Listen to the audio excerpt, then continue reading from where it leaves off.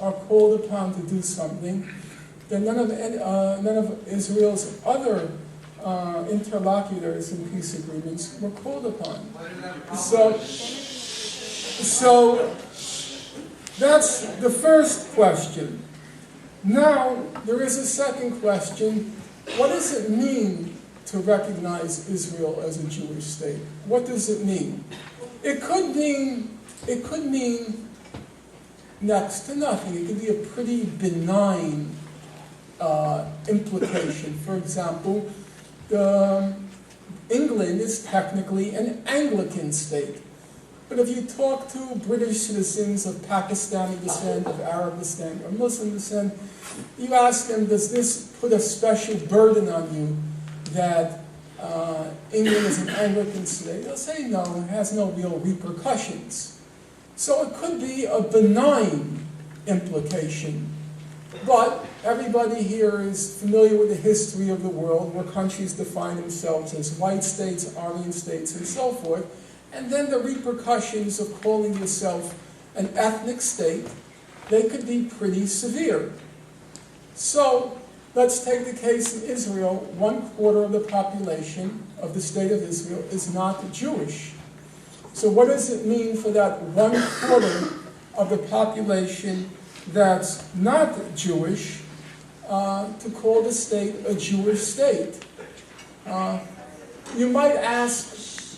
You might say, well, there's no necessary reason to assume it's going to have a negative impact on them.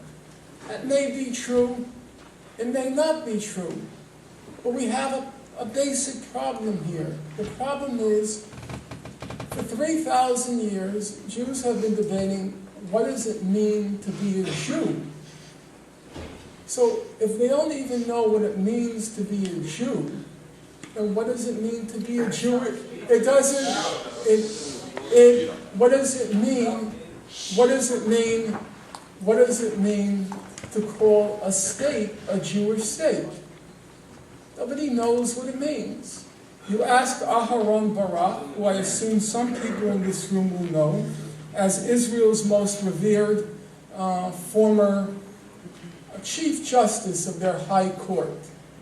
And Aharon Barak, he was asked, they said to Mr. Barak, you call Israel a democratic state, because Mr. Barak is a revered liberal, and you call Israel a Jewish state. And they said to Mr. Barak, well, how can it be both? And Mr. Barak answered, quote, we still have not worked out properly the interrelationship between the Jewishness of the state and the fact that it is a state of all of its citizens. So if Israel's most revered former Chief Justice does not know what it means to call Israel a Jewish state, how can you expect Palestinians to recognize it as a Jewish state?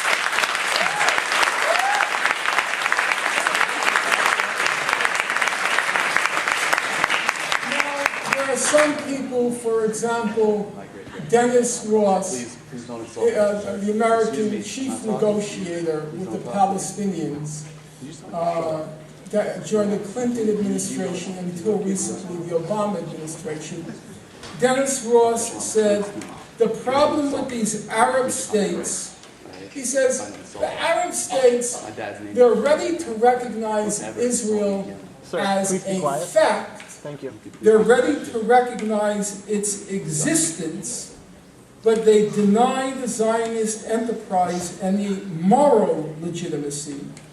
For them, Israel exists as a fact, not a right.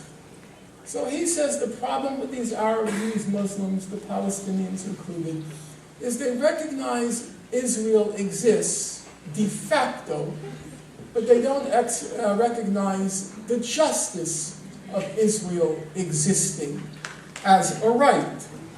Okay, so let's take a standard. Let's take two extremes. We'll take on the one hand the Mahatma, the Prince of Peace, Mr. Gandhi, and we'll take in the other extreme, we're going to take Hamas, that evil Islamic fundamentalist, crazy, loony, whatever. Okay.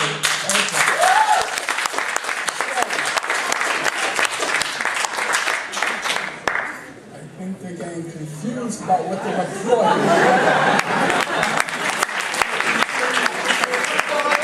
In any event, let's take the extremes.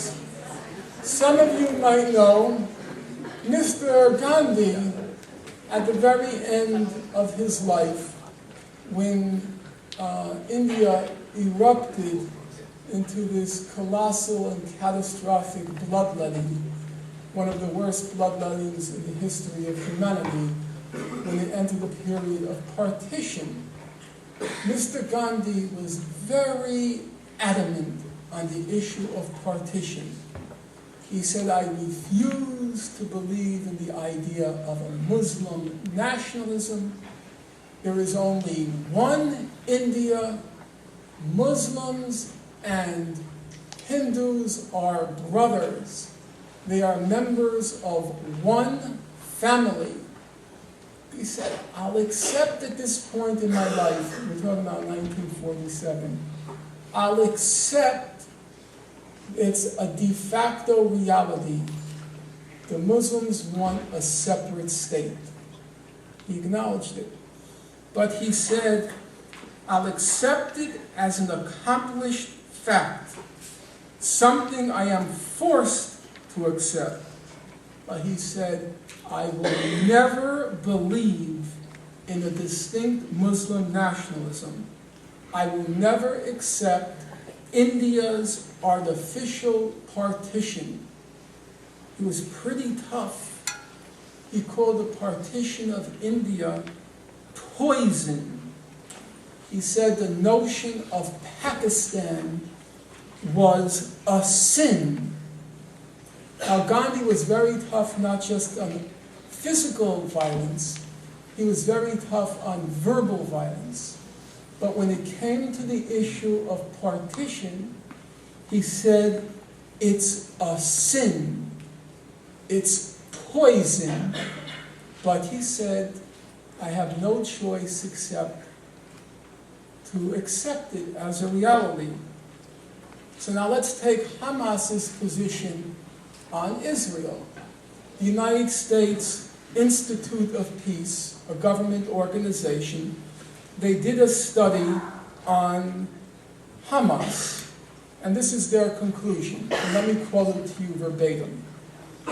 Hamas draws a very clear distinction between Israel's right to exist, which it consistently denies, and the fact of its existence. And it has stated explicitly that it accepts the existence of Israel as a fait accompli, an existing reality, an established fact. Well, that's word for word Gandhi's position on Pakistan. They're exactly the same if you look at the actual record.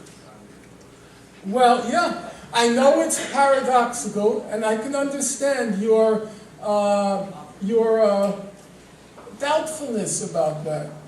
But you would be surprised, without going off in a digression, you would be very surprised at many of the things Mr. Gandhi had to say on many subjects. But surely you know that during the eruptions of what was called the Arab Revolt in 1936 to 39, Gandhi was very emphatic that the Palestinians had the right to use violence and armed force in order to evict the occupiers from Palestine. In any event, let me lastly, in the few minutes that's remaining, let me lastly look at one topic, which I'm going to have to only look at briefly and unfortunately without the slides, because I think I left them. It's okay, no problem. Ask the question of the settlements. Now, many people think, okay, Israel has built these vast settlements in the West Bank. They contained about 500,000, half million illegal Jewish settlers, and now it's impossible to solve the conflict. Even if you want a two-state settlement, it's no longer possible. But there's a lot of, I think, misunderstanding about the settlements. In fact, I think many of you in this room will be surprised to learn, even those of you who are knowledgeable, the settlements actually occupy physically only 1% of the West Bank, what are called the built-up areas. Now, why the settlements seem like such a huge problem is because, let's say this woman all the way over here, can you raise your hand up high? So you're settlement A, just raise your hand. And this woman here, you want to raise up your hand? You're either one, you're settlement B. And the woman back there, okay, raise your hand, you're settlement C. So if you take A, B, and C, they occupy around 1% of the room. But Israel says it doesn't want just A, B, and C, it wants the settlement block, which means connecting everything together, in our case, a triangle. And when you want to keep the settlement blocks, that's when real problems arise. Because by the calculations of cartographers, to keep the settlement blocks would involve keeping about 10% of the West Bank. To use the exact figure, 9% of the West Bank. And the Palestinians, if you read the record of negotiations, which I've managed to read, there's what's called the Palestine Papers, and they consist of about 15,000 pages, the record of the negotiations between 1999 and 2009. The Palestinians said, look, we want to resolve the conflict, but if you want to keep the settlement blocks, there can't be a Palestinian state. It's just not possible, because the blocks, they bisect the West Bank, they trisect the West Bank, they separate Jerusalem, the capital of a Palestinian state, from the West Bank. They incorporate the critical water resources. If the Israelis keep the settlement blocks, there's no state. It's either one or the other. Either the blocks have to go, or there can't be a viable Palestinian state. However, actually, okay, young men, I'm almost done. Five more.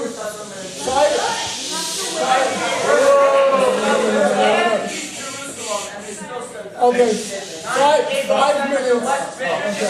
Shut up! 5 minutes! Okay. I actually... Be respectful! Wait. Folks, believe me, it's unnecessary because I'm done in 5 minutes and then I'm going to hear you. And I promise, you first and you second. No, that's no problem.